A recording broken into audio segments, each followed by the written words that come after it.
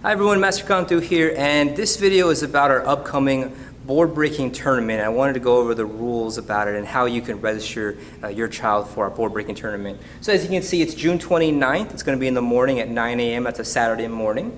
For $30, the student will be registered to compete. They'll get to have 3 boards to break, and then they'll be judged, and a first, second, and third place trophy will be given out in their division. Okay. And all ranks can go. All ranks can go. So in a little bit in this video, we're going to be demonstrating some options for the students to pick for the board breaks. And if there are multiple students breaking all the boards, then you have to realize that the way we're going to give out the trophies is also based on other things, not just the board breaking. It's going to be based off of the technique. It's going to be based off of the speed of the breaks, sometimes the difficulty of the breaks. We're going to talk about how some breaks are harder than others. So that's how it's going to be judged. But it's going to be a lot of fun. Students are going to learn a lot about board breaking and the purpose and the reasoning behind it. Okay, so again, it's June 29th, and we'll put this up on the board, but there's going to be a deadline by the end of May. Okay, so the last day of May will be the last day to register, and there'll be a sign up in the front for this board breaking tournament. All ranks from white belt to all ranks of black belt can compete in the board breaking tournament. Okay, so let's talk about board selection real quick for this tournament.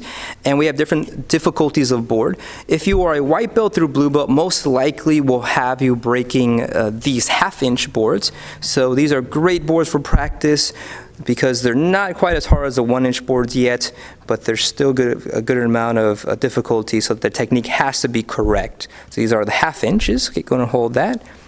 Okay, brown belts and black belts can break the 1-inch boards, and so we have usually 12 years and younger break something that's either 7 inches wide or the extra 8 inches wide, and you can see these are a little bit thicker, a little bit not thicker. Heavier, a little bit heavier because of the thickness being 1 inch. Okay, and then 15 years and older boys or men are going to be breaking, of course, these, which are the full 12-inch boards. Okay, so even if your child is an orange belt who is 6 years old, with good technique and practice, they can train to break these, and they'll get 3 of these at testing. Okay, all right, thanks. Okay, so there's some arm technique breaks that students can pick from. One of them is going to be the knife hand strike. This honestly is probably one of the easier ones, great for color belts to pick. So let's demonstrate real quick the knife hand strike, or stotereki in Korean. Okay, so first he goes into a horse riding stance or a back stance, and his positioning will be slightly in front of the board. Nice tight hand. Going to show us the chamber for knife hand, and so now he's ready just to slice through that board. And usually knife handers will go back and forth just to add a little bit more power.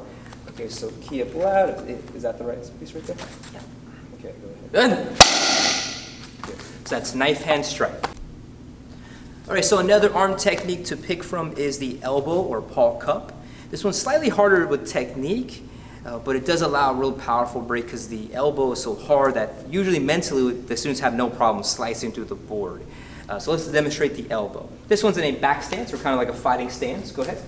And you want to be straight in front of the target, not off to the side. A lot of students will come off to the side, but actually it's easier when you're right in front of the board. And he's going to key up loud, and he's not going to stop. He needs the elbow to go through the target. Okay, go. Hey. That's paw cup, elbow. So the next technique we're going to demonstrate is the front kick or up chuggy. And this one's, even though it's one of the most simplest kicks we do, for board breaking it's a little tricky because we have to use the ball of our foot. So the board is going to be angled at the angle needed for your toes. Everyone has different flexibility of how far back they can pull back their toes. So with a front kick, we break with the ball of the foot. So that's what Isaiah is going to demonstrate now. So he goes fighting stance, and his idea is simple. First he needs to check my angle, so check if that's okay, and then he needs to aim slightly through the board on and front kick. All right, our next technique we're going to be demonstrating is the step side kick. This is, out of this type of side kick, this is one of the first ones that students tend to do pretty well with on breaking, because with this being, by stepping forward, they're able to put a lot of weight behind it. So as long as they time it correctly and they have good distance, then a step side usually has a lot of power to break through the boards. So let's demonstrate a step side, which I've already here. So he goes fighting stance, And when he steps, his back foot slightly goes behind the front foot, then he chambers the front foot and breaks. So he's actually going to break with his right leg right now with the step side. Okay, so I need to back up, make sure I have a good distance for his step side. Does this look good, Jabari? Yes, sir. Okay, when you're ready, key up and step side.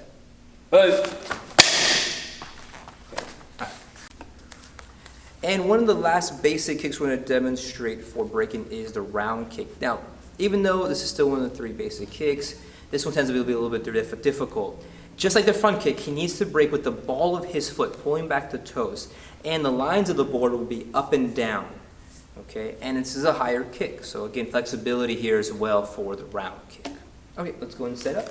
The most trickiest thing about round kick is knowing your right angle since it's a little bit higher. So from here, he can set up his body where he needs to be for the round kick.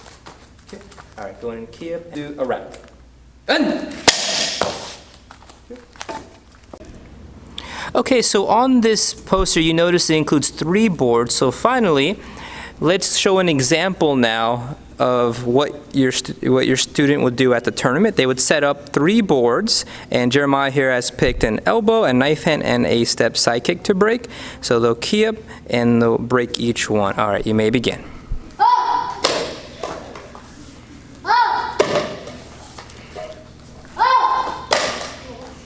All right, great.